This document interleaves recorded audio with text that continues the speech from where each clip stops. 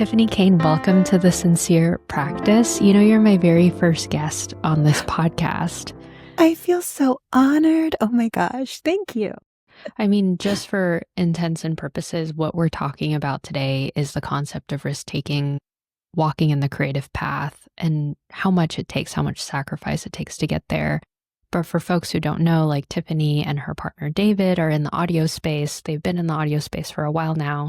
The Sincere Practice is definitely a podcast geared towards the mindset of a creative person, let alone the healthy practices that it takes to be a creative. But I'd love for people to get an overview or a brief of your background, because I have the privilege of knowing that you were a teacher for a very long time. But why don't you let us in on how we got here? I was a public educator for 20 years. Yeah. Classroom teacher for 16, loved every minute of it. I woke up every morning going, this is the best job on the planet. I was happy. I mean, there were hard times. Of course, I wasn't like happy every day at work, but you know, I would say 98% of the time it was the best job in the world, right? Yeah. And loved the students, loved the kids. But I felt this calling, like there's more I need to do. I want to make a bigger difference. I want to do more. And so I went and got my master's degree as a single mom of 2 young children, working full time, got my master's degree. Also baseball team mom and marathon coach and all of that, all at the same time. Anyway, Wow. I digress. What did you love about teaching? Like, what made you wake up every single day thinking that it was the best job ever?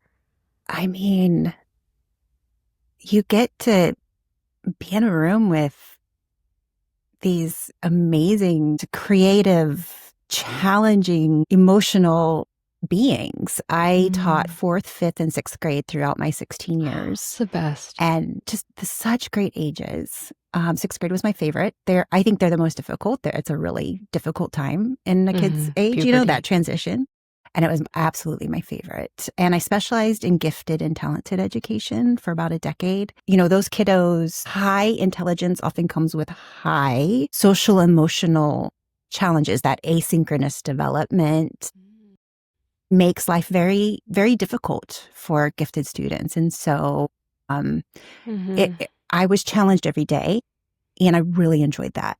That was amazing. I felt like I was making a difference. I connected with the kids. They connected with me. I mean, kids from my first year of teaching were still friends, and I get to like play with their kids and stuff. Like, that's awesome.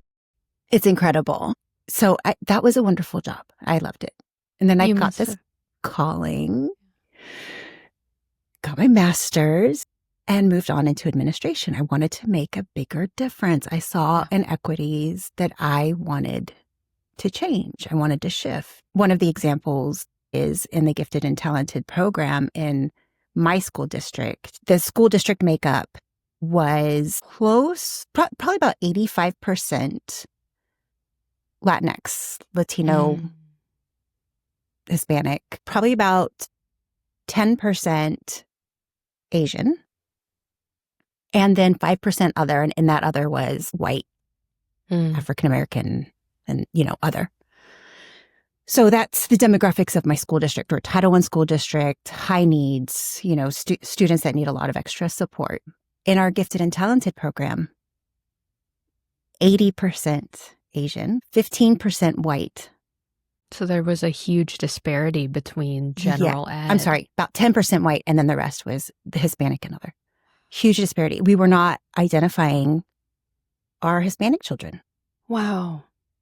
And I thought that was a huge issue. Like, that's not right. There's plenty of gifted children. They just look different in the way they behave, in the way they act, in the way they show their intelligence, you know. So it was my mission. I was like, I'm going to change this. I am going to get us on track. Cool. Yeah. Well, very cool.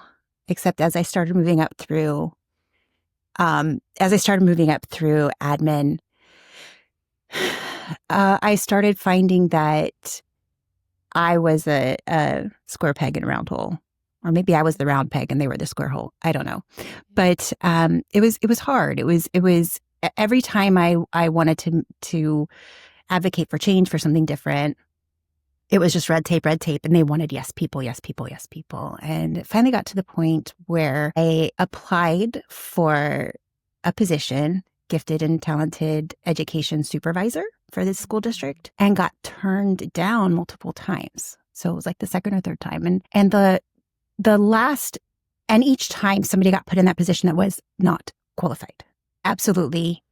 Like one time it was a principal, they had to move out of her school because she got into trouble. And the second time they put in a perfectly lovely person, nothing against her, intelligent, but zero gifted and talented education experience. And so I went to my boss. I'm like, I don't understand. Like nobody else applied that had gifted and talented education experience. Like, why wasn't I given this position? And this is after 4 years of working in my way in the admin and stuff. And she said to me, Tiphany, you're just too passionate. And what reaction did you have to that? Right. I kind of sat there, kind of what happened in your face. Those listening, it's like the big eyes and the what. So I said, oh, can you say that again? She said, yeah, you're just too passionate. Not everybody can, what were the exact, her words were something like, not everybody can live up to your zeal and your energy and your drive. And you want to make too many changes. And I was really appreciative of that, actually, because if she had said, well, you need more experience, you need some mentoring, you need, let's get you more here, do this, fine, like I could do that. But what she was telling me is I wasn't the right person for them. They needed a yes person, not somebody who wanted to make change, not somebody who wanted to make a difference. And so I had to decide, do I stay here and hide my light under a basket and slowly die inside, which in my 4 years out of the classroom in admin positions, I felt myself dying inside. So do I stay and finish out, and retire as a teacher? I mean, at this point, I'm in my late 40s, right? Do I leave after 20 years of doing this and getting my master's and being in something I believe in deeply? I believe very much in public education and in the difference we can make in children's lives. And I went home, had a shot of whiskey, sat down with my partner and talked to him, and made a plan to leave. And a year later, I left. I went out and started my own thing, and it's been a ride. And that was 5 years ago. So it's been a ride. It's been a crazy ride and a wonderful one. And I do not regret that decision ever, like not for 1 second have I regretted it. It has been the hardest thing I've ever done. Besides getting divorced, that was a really hard thing, but it was the hardest thing I've ever done and the most right thing, for sure.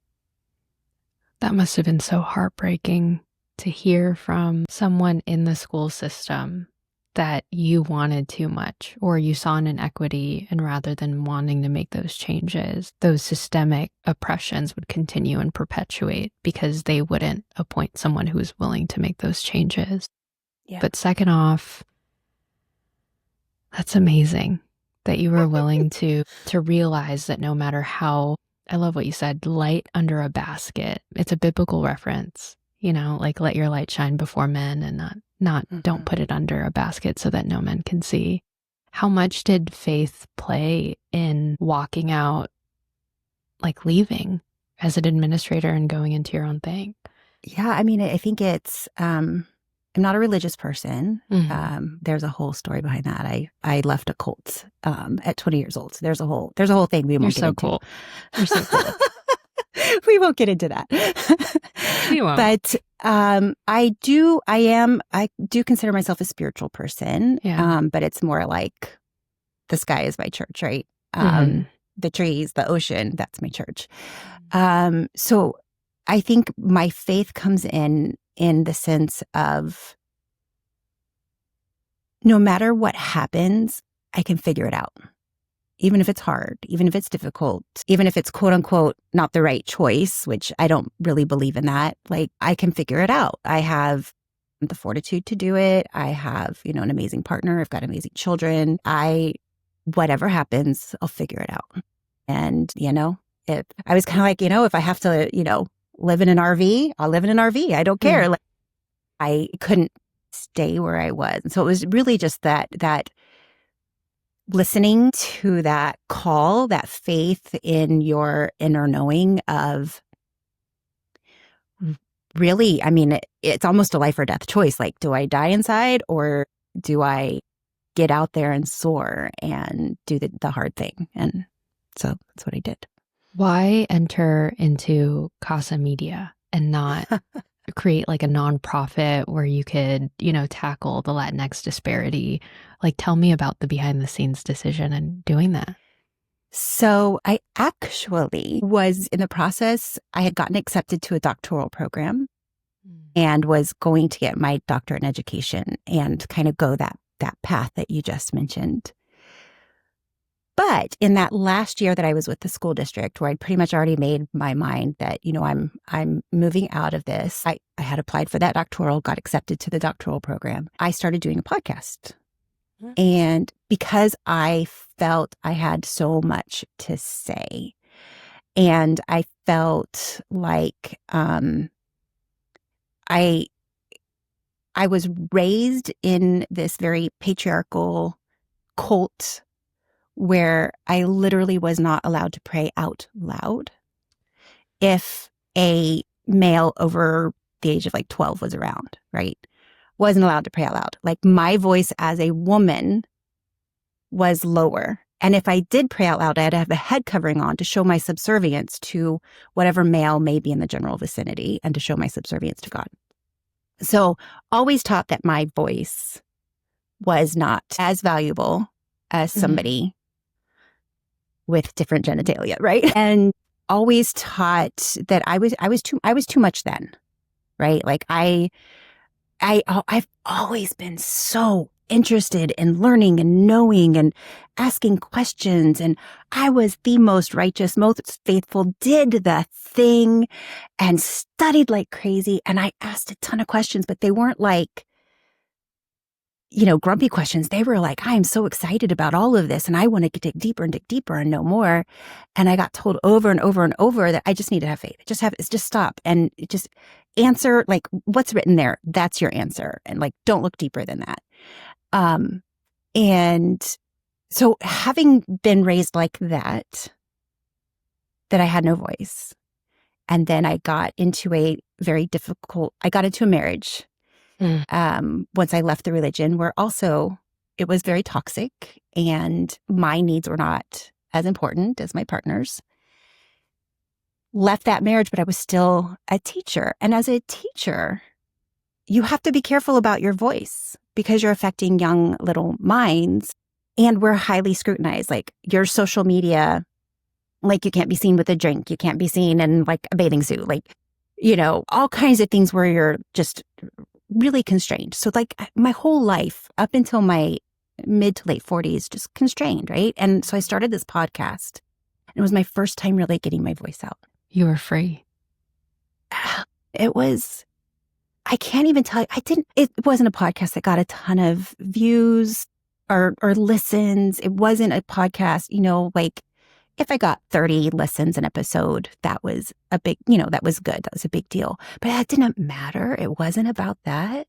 It was about me finding my voice and me having something to say and me connecting with other people where I wanted to hear what they had to say. And then I started making friends and I started building a community and started meeting really cool people. And then my partner, David, got really excited and he started like bringing cool microphones and lighting and cameras. And I'm like, where are you getting all this stuff? And, we'd been together a couple years and I had no idea he is this much of an audiophile. Like, he collects microphones. He and his brother have like more than 50 microphones.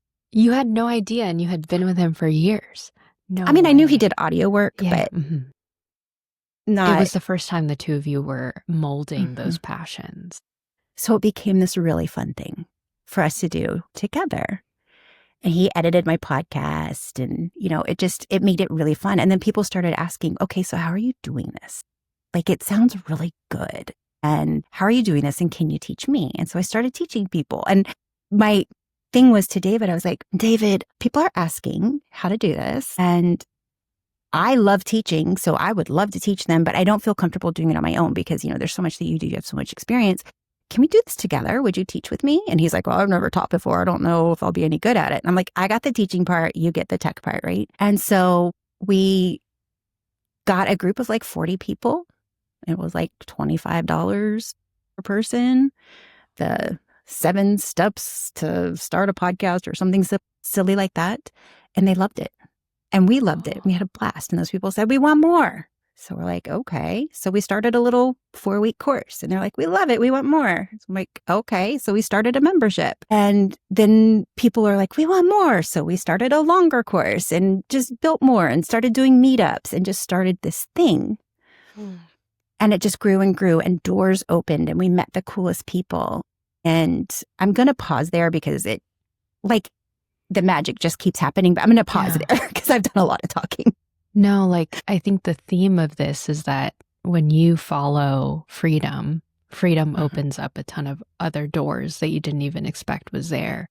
But I just want to say, like, hearing from your perspective that even being a teacher, you're highly scrutinized. There are things and limitations that get in the way.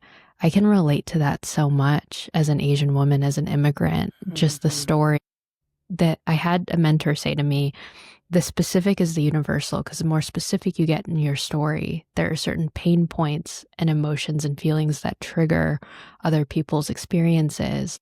And as a little girl, I remember people telling me, like, oh, you're an Asian, you are really good at math, but my last name is Spanish. And there are little things about my immigrant experience that are only true to me. And like, podcasting was that for me as well. Like, being able to just talk to people and ask questions. I wasn't told that I was too much. I wasn't told that I was crazy for wanting more. And what you wanted was more. And it's so incredible. And it's so cool to hear that you wanting more gave you more opportunities to ask and question. And I know you to be someone that consistently questions the system that we're living in and why we're living in it and how the world can be better as a byproduct of these experiences and open dialogue. And it's amazing how that time in your life wasn't wasted at all, because you got to use the talent of teaching and work with your partner. I'm taking a training right now on couples therapy by the leading experts in relationship, John and Julie Gottman. And one of the things that they talk about is the power of working together actually deepens intimacy, relationship, social bonding. So it sounds like you and David have just like grown in your relationship together because you've, for whatever reason, so happened to go into business together. What's that been like? I mean, it's crazy. We're not married, but we own 2 businesses together. That's so cool, though. I mean, and one of our businesses is named from our last names, Casa, K-A for Kane and S-A for Sice, right? Yeah. So Casa, and we're home. Like, I don't know. It's just cute. A fun little play on words. And he's got Hispanic heritage, so I don't know, it was a fun play on words. Yeah. But it's definitely brought us close together. And I think working together either makes or breaks you. Like, you either absolutely love working together or you cannot be in the same room for another 10 minutes, you know? And David and I, we just absolutely love working together. We love spending our time together. We admire each other. We build on each other. We complement each other really nicely in our skill sets. And we're very different, but we come together in a lot of really wonderful ways to where it's a big complement. It's not necessarily like opposites attracting. It's different, but close enough to where there's places where it overlaps, and it just makes this really yummy unity, and where we crave each other. We love spending time together, and I feel like we learn more and more and more about each other every day, and it's exciting. You know, it's very, this process, this trial by fire that we've been through has been amazing. In January will be 6 years from the time we met. We were a COVID relationship. So trial by fire, our relationship has been trial by fire. It's been COVID relationship. David got cancer early on in our relationship. I had to have a hysterectomy. With COVID, like, he literally met my children the weekend before shutdown. So he knew my kids as COVID shutdown kids, which anybody who I had an elementary age child and a 9th grader, new in high school, first year of high school. And he is on the autism spectrum. So this was an insane time for children emotionally. And he was such a support. Like, he met my kids at their hardest time, and he was so supportive of them. So we have been through hardship after hardship. And then, of course, me, quitting my job and a very solid source of income and, good health insurance, which health insurance is an absolute gift, And so all of that, like, there's been a lot of turmoil and difficulties that we've navigated together and gotten stronger and stronger through. And I think there are a lot of difficulties that would have torn a lot of people apart if they didn't have a common goal and a common thing they were working towards. And we have several common things we're working towards, and it makes everything in life easier. I mean, it's seriously like no matter what happens, as long as we choose each other every day, like, it's going to be okay. Yeah, because you're with the right person. Yeah. I think I would be a bad podcast host if I didn't ask you about this, but you talk about the slow culmination towards freedom, right? Being part of a cult, being in a marriage where your partner's needs was far above yours, being in a teaching profession where you felt like your needs were never really met as an educator. Tell me about what these last 5 years have taught you about yourself now that you're not under these oppressive systems anymore. I had a ton of unlearning to do, and I am still unlearning. Let me just put it there. I am so in a place of unlearning and new learning. Me too. Constant. I'm kind of like a 5-year-old in like the world, because I feel like we all like, I don't know what I was thinking when I was 12, but I thought that once I reached 25, I would be super realized and like reach some sort of nirvana. But you never stop feeling like a kid. Never. I'm the one that's in charge. Like, how am I in charge of this? I don't understand. Yeah. But I think a large part of it as well, and I think this is the gift of podcasting, a huge part of it is all of the people you get to meet. And all of when you meet new people, your horizons expand. Your horizons of meeting people that have had different experiences and different life stories and different viewpoints and just different, like, each person you get to kind of almost be a different person with. Like, they bring out a different side of you and you get to discover a new side of yourself. So to me, I think that the podcast was really my vehicle to really getting to know me, because I got to talk to so many people in that medium. And I had painful social anxiety. I was fine in my classroom in front of my students. Like, if I'm in a place of, I actually love speaking on stage, because if I'm in a place of like, I've got this thing that I'm doing, I do good. And then talking to people is fine. But if I just have to go in a room and talk to people, it is so difficult for me. And so I think in my life, I didn't get exposed to as many people as I could have. This podcast, though, there's a platform and a reason to talk to people.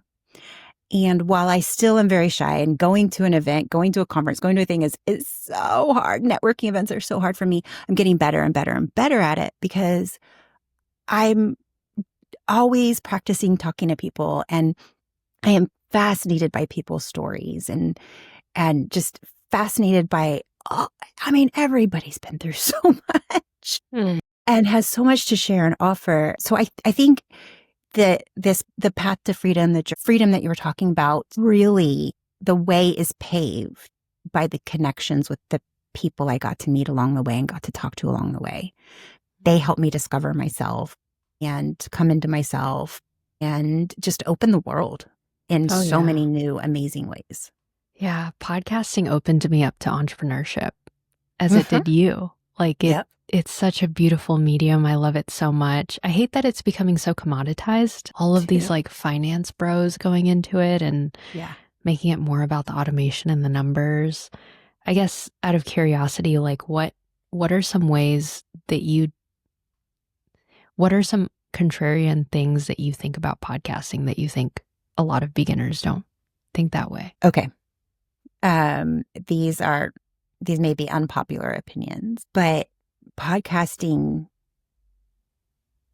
I think we do a disservice when the end goal of podcasting is downloads, viewers. How much money can I make? Podcasting is probably one of the hardest ways to make money. Just going to say it. Go learn how to knit and make some scarves. You're going to make a lot more money than you will in podcasting. The people that get signed on for, $1 million deals and contracts, they have other things. They're usually like in the entertainment world somewhere else. And then this becomes part of their IP. So the normal person, it's not a great way to make money. And so when people go into it of like, I'm going to make money, I'm going to get millions of downloads, it takes away the true magic of the medium. And the magic of the medium is really almost whatever you want it to be. Like, why really are you starting a podcast? Are you starting a podcast to have really interesting conversations with people from all over the world?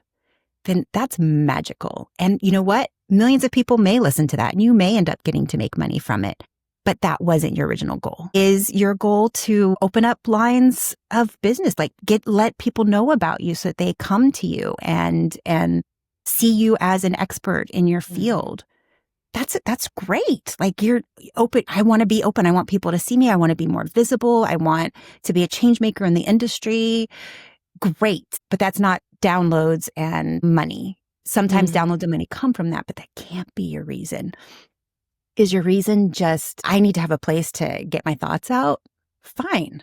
I only can do it once a month. Great.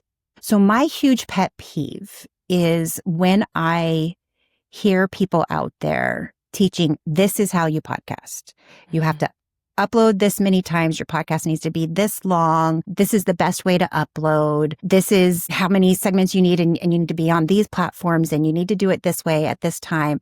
It's like, that's just not what this medium is. This is a creative medium that started out as a rebel medium. It was a way to say, all right, gatekeepers in the traditional broadcasting world, we're going to do our thing. You can't gatekeep us. And so now when I hear people with this gatekeeping language of, you're only a successful podcaster if.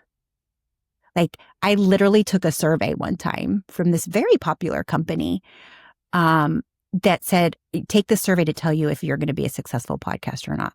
Now, I took it. I started like between my own podcast and all the people I've helped, like tons of podcasts that I would consider very successful in their own ways. And I take this and it's like, oh, you're not going to be successful. You don't have enough discipline. So you have like a 60% chance of failing or something like that. And I wrote to the owner of that company. I just said, I just want to let you know, this is like very frustrating because you're saying there's only one way to podcast and there's not. As someone in the industry, you mentioned earlier that you like took out everything in your retirement to do this business just 4 feet. And like, let us into that. Tell us how you got to a place of, I guess, would you call it fearlessness? Oh, it is not fearlessness. There's fear every day. What would you call it? Okay. I call it making friends with fear. Like, fear is my co-pilot, not my driver. I like it. And fear has a place. Fear has a purpose. So I think if you're fearless, you're not being honest with yourself, but it's not the driver. Sometimes it likes to take the wheel, but it's not the driver. And I feel like I'm do my best to be friends with fear, because fear is not the enemy. Yeah. Fear can be a really good driving force. It's a very good protective force. You just can't let it be in charge, So definitely not fearlessness. I am definitely scared a lot, especially, financially. Like, we're in the United States right now, it's very difficult. Let's just take healthcare. Like, I'm a self-employed person and I have children I need to cover with health insurance and myself, and I'm a medically complex person. And that it is a huge issue in the United States right now, healthcare, so that's a huge stressor, and it's very expensive and very difficult. So yeah, there's a lot of stress and difficulties, but it's almost the only option in the sense that I just don't, now that I'm like out, that the momentum is going for my dreams and my vision and anybody who's listening who has an ounce of entrepreneurial spirit in you knows that once you start down that path, you're practically unemployable. Yeah. Because you are an entrepreneur and you will go into any situation and want to change everything. And this is going to be a much better way to run this. And it's going to be, and people don't want to hear that. They want good employees, so I'd be a terrible employee now. So I think that it's not fearlessness. It's just what needs to be done. Like David and I say all the time, it's like, okay, if this fails, which it's not, but if this fails, like we have so many other business ideas. Like it's not the end. It's not the end. It's difficult, financially hard. A lot of things will have to change. Along with that, we're not alone. Yeah. Like we have very dear friends and family that have invested in our business, have supported our business, have been there. They're there financially. They're there wholeheartedly. They're there blood, sweat, and tears as well, like people coming in and helping us in the demolition, helping us just throughout the process. And nobody can do this alone. And nobody should try to do it alone. And if anybody says they do any of this just on their own, I'm great, look at all this stuff I can do. Like, no, you can't. You can't. You need support and help. And so it's friends and family and my partner and people like you and just and there's so many ways to support somebody and so many ways that support fills you up. And I'm rambling at this point. No, it's okay. I've watched the two of you online and even in person, like create Just 4 Feet, create Casa, build it for the community, support people, create like funeral services for folks that are no longer. It's like there's I'm going to compliment you and I genuinely mean it, but there's this softness about you, Tiphany, and simultaneous rebellious, fiery nature that I haven't ever seen in a combination of a woman. And hearing your story back to back just in the last, 38 minutes that we've been talking, it makes so much sense where like there's a gentleness in your spirit through teaching and having the children, beautiful children that you have, along with David, obviously, but like being part of just like a broadcast voice that's so indie. Like I can tell that those two combinations are so unique and authentic, but it's also admirable that you don't toot your own horn. Do you know what I'm saying? Of like, yes, I took out all of my retirement. I'm going into these two businesses, but like, what's the conviction that keeps you going in all of this? I still want to make a difference in the world. Yeah. I still want to make a change. None of us are going to live forever. And so when I leave this planet, I want to leave at least a piece of it better. And in the midst of all of this insanity and chaos, I feel like the opportunity for people to be heard and get their voices heard and their stories out there is magical. One of my very dear friends became my friend because I helped her launch her podcast. Her name is Rebecca. And she died of cancer about a year ago. And because I helped her start her podcast, she got her story out there. And now people are still, and we're keeping her podcast alive. We're still paying for it to be out there. Oh. And people are still hearing her voice. People are still hearing her story. People are still hearing everything she had to say. And so she's still here, right? Like, and so I feel like I may not be in a classroom with children, but I get to make a difference, a real human difference by helping people get their voices out there and helping people creating community in the audio world. Like podcasting is part of our audio world, but we're really like our bread and butter and where we're making money is in like video game audio and virtual production and the Dolby Atmos, which is, entertainment audio when you have the big immersive audio. So those are like big worlds. And a lot of people are very siloed in those worlds. And they're, behind their keyboard, they're doing their thing. And there's kind of a lot of hiding your workflow. And this is how I do it. And David and I are really passionate about community.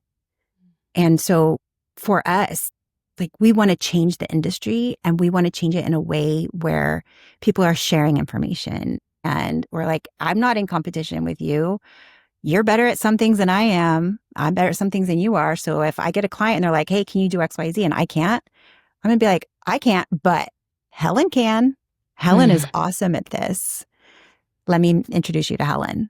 And that's the world, right? And then there's things that I'm good at that maybe you're not. And you'd be like, hey, talk to Tiphany. And so I see it less as we have competitors in the industry and more as we've got collaborators. We've got people we can learn from. We've got people we can help teach. So in the studio that we're building, it's a little over 5,500 square feet. We dedicated a little over 1,000 square feet of that space to just education, training, learning, meetup. We could have put another studio in there that could make money and generate money, but community is so important to us that we really want that space to be used by the community. We want, we have a meetup happening around Thanksgiving that is coming, Game Audio Network Guild. They're called Gang, Game Audio Network so Guild. Cool. They're meeting at our space, and we're like, this is your Orange County home. Come, use us, be here. The only thing you have to pay for is, food and beverage. Like, this is your space, use it. And it's just really exciting because they've always had to go to a restaurant that, bars are loud and noisy. And how do you really get to know people? And so now they get a space, a really nice, beautiful, clean, state-of-the-art modern space with ADA compliant bathrooms and plenty of parking. And, just like, we want this to be the community space. So long story short, everything that we do is with the impact first mindset. And then the money will follow. I love making money. I have no problem with making money. I'm planning on making millions here, but that's not money first mindset. It's got to be impact first. And how do we make a difference and how do we make a change? And then the money will follow. So how does that translate into risk for you? Like, when you think about money, finances, weighing out fear, health insurance, how does Tiphany Kane weigh out a decision when it comes to impact first? Make some tough decisions. So you have to be willing. I mean, my credit's taken a hit. You have to be willing to take the hits in some areas to support the areas that are really important to you. And every yes to something is a no to something else. And every no to something is a yes to something else. And so you just have to decide, what are my yeses? What are my nos? And it sounds a little maybe contrite and Pollyanna-ish to say that you just have to be okay with whatever decision you make and whatever path you go down. It has to feel right to you. And you have to know that however that decision goes, whatever the consequences and benefits of that decision are, you're going to be okay and you'll figure it out. Little example. My son is brilliant. He's in college. He is a aerospace engineer. So he knows stuff like I will never know the stuff he knows. He's in this particular class where my son is on the autism spectrum, very, very brilliant. But there are certain ways of teaching that he cannot connect with. And this particular teacher, he could not connect with. And a lot of students in this class couldn't. A lot of students dropped this class. And he hung on as long as he could because he was stubborn. And he had this talk with me and he's like, I feel like a failure. I feel like I'm giving up. I feel like I really need to stay in the class. And I said, you know what? You're the only one that can make the decision. And whatever decision you make, you need to be okay with. And you need to know you're going to be okay. And so think about it. If you stay in this class, are you willing to take the hit if you're not able to pass it? What will that do to you? Is that a consequence? Like, are you okay with that? And if you are, fine. If you leave the class, what are the consequences of that? And are you okay? Can you, let's talk through those. And then I said, whatever decision you make, stick with it and do not look back and do not question it. Take your time in making the decision. But once you make the decision, it's made and move forward. And he did. And he chose to drop the class. And, his initial thing was, Mom, I'm so sorry. I hope I haven't disappointed you. I dropped the class. I'm like, honey, there is absolutely no disappointment. You made a decision. You are an adult. We talked through at length both sides, the pros and cons of both sides, and you made an adult decision. And I am proud of you. So no, there is absolutely no disappointment in this. And so I feel like that's a really good example of how all of us can go through our entrepreneurial lives. Sometimes the decision paralysis can be so painful. And then you make a decision, you're like, oh, but what if, or sometimes, and money comes. Another thing for him was like the class, it's so expensive because he's at a private college and it's ridiculously expensive. He's like, now I've got to pay for this class again. And I'm like, you know what? You're going to make a lot of money in your life. You're going to spend a lot of money in your life. You're going to lose a lot of money in your life. Money flows. And He's you so lucky to cannot have you as make a mom. decisions based on money. Yeah. You can't. And take that out of the equation. It needs to be other things. I wish I heard that 10 years ago. I'm going to take that and I'm going to take exactly what you said. I'm not going to look back. I'm not going to wish that I heard that sooner. I'm just going to use the lesson that you just gave me and walk forward with it. Hearing it from your perspective softens me. And that example you gave to your son, beautiful. I feel like I've just been mothered in the best way. Mama Tiff, right? Giving it to you. While we're on the talk of like making a decision and not regretting it, I know you love to read, and I love to read. So I'm going to give you a book recommendation. Please. I don't know if you've read this book. Yes. It's fiction. But I feel like we learn so much from fiction because they tell stories and we learn through stories. It's called The Midnight Library.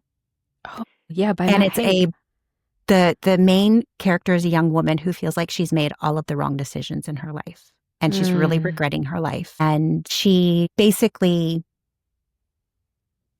in essence, is in a situation where she is in the is a little bit unalive, right? Like she's in the in-between state. And the in-between state is a library. And in that library, you get to choose alternate life. Like if you had made this decision, how would your life go? And if you'd made this decision, how would your life go? And so she gets to live in that and gets to try these different lives. And I wish I'd made that decision different. And I'm not going to spoil the book for you. I am not going to say, but it was one of the most magnificent books I've ever read as a way to look at your life and the decisions you make in your life and owning your decisions. And you've made, well, not you, but like your life has had a lot of different intersections, as you've already described. Like, how has that book changed your perspective about your life? You touch people in ways you will never, ever know. You will never know all of the people that you have impacted in your life. You will think that you go through your day and nobody has noticed you and you haven't made a difference at all, but you have. And that's a big theme in that book. And it is something that I've learned through, I keep coming back to podcasting, because people will say, this XYZ thing that you said really made a difference. And you're like, and they'll reach out to you and you don't know them and they don't know you, but somehow you touched their life and you made a difference. And those are the people that reach out. Not many people reach out, right? And so I think it's just a beautiful lesson of if you live your life in a way so that those people whose lives you touch and those people whose lives you impact, you're making it even just a little bit better, giving them a tiny little smile or a tiny little piece of comfort in a very difficult world, or a small feeling of somebody gets me, I'm not alone in this. You're making a difference in that person, and you don't know how that little ripple effect, the difference it can make in their life. And so we all make these ripples throughout the world, and they can be destructive or they can be creative and healing and helpful. And so my goal, not always good at it sometimes. I mean, I am no angel. I'm an emotional, temperamental, impatient being. Same. But my goal is that my impacts and my ripples through life are positive and creative and make a positive difference, make people's lives a teeny tiny bit better in whatever small way I can. You certainly have. You've made a huge difference in my life. We met, I think, I think we met in like 2023, the fall of 2023. It was actually the year before I met John, my husband. And I remember, no, it wasn't 2023, it was 2022. And I remember being someone that was just asked by Ever Gonzalez to like come to Outlier, do the presentation. And you and David were sitting in the very back row. And I think you had just CASA was CASA for about a year before that. And you were telling me that, you had just quit a year ago out of education. And I remember you seeing me for the first time and you were like, one day I'm going to work with you. And you did. We worked together like twice, I think. And Tiphany, I can say from experience that you have touched my life in the best way, just in your story, in your courage, and now even getting to witness to you. Now I hope that listeners of this podcast episode for years to come will get encouragement. And I hope they follow your journey after this interview too, because it's incredible to see the life that you've taken, you know? It's like a sycamore tree. It'll grow. It's that, I mean, there's not any amount of money in the bank that feels as good as this feeling right here. You know what I mean? Like, is this like, anyway, thank you. Thank you for seeing that. That was very touching and very moving. And I really appreciate it very much. Yeah. Well, one last question for you before I let you go, but like a year or two from now, when you watch this interview back or when you see it again, like what's one hope that you have for future you? 2 years from now, 3 years from now? That I will get to look back with fondness and be like, that was so fun. I love this time with Helen. Always like talking with you just calms my nervous system so much. And I hope it's like it's just the beginning of a lot of things we get to do together. And I get to look at this very fondly of the Tiphany of, a couple years ago, this Tiphany right here. The Tiphany of the future is really proud of her. And this Tiphany now is really proud of the Tiphany in the future. And that I keep building bridges rather than burning them down, and I'm, I think just that simple. I want to look back with fondness and happiness and smile when I watch this again in a couple of years. Good. Well, Tiphany, thank you so much for your time. We'll definitely do this again for sure. Thank you, Helen. Anybody who's thinking of working with Helen, I mean, you can tell by just listening to your voice that it's medicine right there. And Thank you. Work so hard to learn, to read, you take notes. So you come to a space having done your homework and being curious about the person that you're with. And I feel like that's a real gift because all anybody in this world wants is to be seen and heard and feel validated for their life experience. That's it. I mean, you can have a gazillion dollars, and if you don't feel that gazillion dollars isn't going to be worth it. And we have great examples of that we see in the media all the time of they don't have a lot of self-worth. Or you can just, anyway, this being seen and validated and heard is the greatest gift you can give somebody else. And I feel like that is your amazing gift you give to this world, Helen. You take the time to see and hear and validate anybody that you're with. And that is a gift, and it is very appreciated. And I know what you mean now of like nothing in the world, no money in the world can compare to that. Thank you, Tiphany. Appreciate you.